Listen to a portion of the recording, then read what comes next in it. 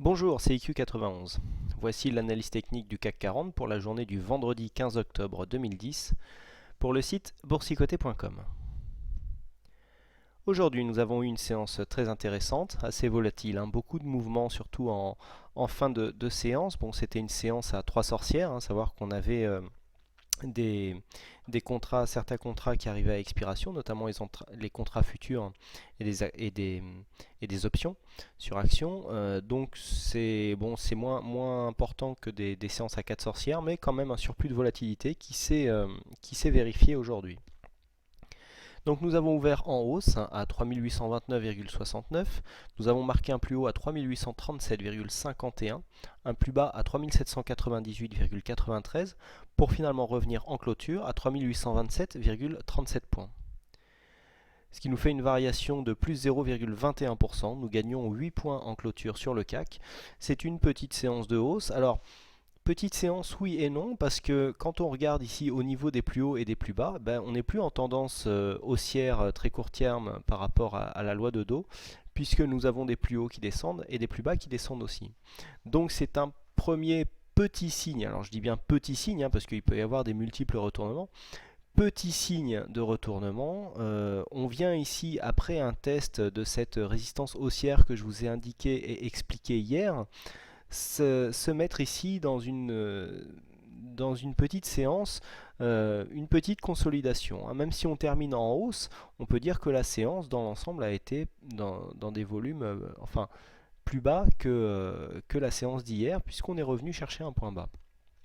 Ceci dit, ce scénario avait été évoqué hier, rappelez-vous, je vous avais indiqué que cette résistance ici des 3800 points, qui avait été testée à de multiples fois, pouvait, après comme ça un franchissement, pouvait donner lieu à un pullback ici sur cette résistance qui serait donc devenue support.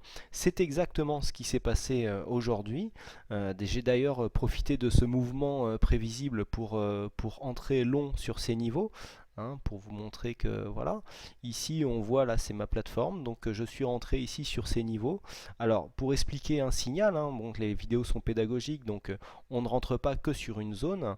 Là ici on a eu une brusque descente, donc pourquoi rentrer à ce moment là en pleine descente? Tout simplement parce que toujours les mêmes indicateurs que je vous présente. Ici un stochastique en survente, un MACD avec une belle amplitude qui se retourne, et puis un RSI ici qui sort de sa Bollinger et qui est en zone de survente, donc moins de 30 points.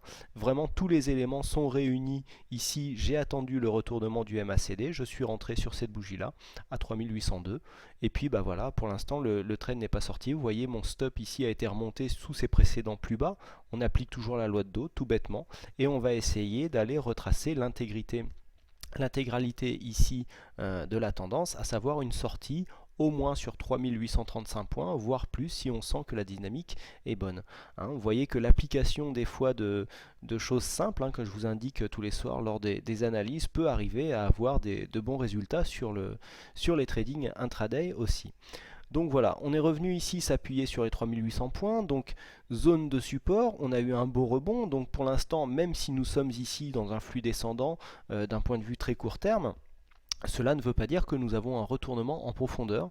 Il faudra donc vérifier ça lors de la prochaine séance. Si on continue ici et si on vient percer ici ce support, puisque c'est maintenant devenu un support des 3800 points, et donc la théorie sera invalidée. On pourra avoir un deuxième appui ici sur 3780, et puis si on perçait encore ce support, on pourrait revenir ici chercher les 3750, qui est un support un peu plus costaud d'un point de vue moyen terme.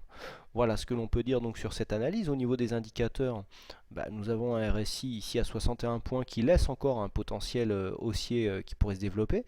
Donc on a vu que le stochastique était déjà en surachat, mais que son signal était vraiment effectif lorsqu'il sortait de cette zone et en ayant croisé sa ligne de signal. Ici le MACD qui continue à monter, et puis des volumes dans la moyenne. Donc par rapport ici à ce corps tout petit et à cette amplitude, pour une séance des trois sorcières, bon, c'est pas terrible. En général, on a une petite poussée de volume. Comme je vous l'ai dit, c'est moins qu'une séance à quatre sorcières, mais en général, on a une augmentation de volume. Donc pour l'instant statu quo, on est venu tester un nouveau plus haut de tendance, on vient ici s'appuyer sur la résistance qui est devenue support, Maintenant, est-ce qu'on va repartir ou est-ce qu'on va continuer à percer? Là, l'avenir nous le dira, il faudra attendre lundi pour avoir la solution. D'un point de vue hebdomadaire, qu'est-ce que nous avons? Nous avons un CAC. Alors, vous voyez que la ligne bleue que je vous avais tracée ici, cette résistance haussière qui est très valable sur le moyen terme, puisqu'on voit ici un premier test, deuxième test, troisième test et ici quatrième test. On voit bien ici qu'en vue hebdomadaire, cette ligne est vraiment significative, la ligne bleue, et que donc finalement, malgré la poussée de cette semaine, nous venons sur le plus haut tester cette résistance, mais nous n'arrivons pas à la franchir en clôture. Donc pour l'instant c'est un échec de ce test, et on voit en fait que pour l'instant les cours s'inscrivent dans une tendance haussière mais vraiment très légère. La ligne est vraiment orientée vers le haut mais n'a pas une grosse dynamique.